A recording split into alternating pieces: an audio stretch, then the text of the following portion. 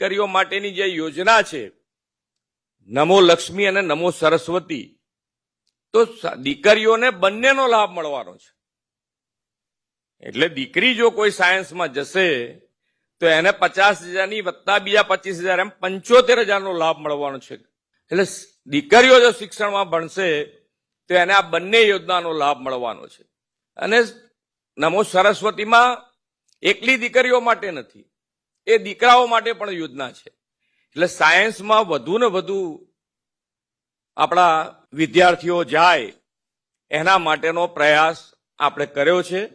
અને આ બે યોજનાઓ દરેક વાલી સુધી, દરેક જિલ્લા સુધી, તાલુકા સુધી, ગ્રામ સુધી આપણે આ વખતે જ પહોંચાડી દેવું છે કે જે આ યોજનાનો લાભ, જે માનનીય નરેન્દ્રભાઈના માર્ગદર્શનમાં જે યોજના બની છે, ખૂબ સારી યોજના બની છે, ખૂબ ફાયદો લોકોને થવાનો છે.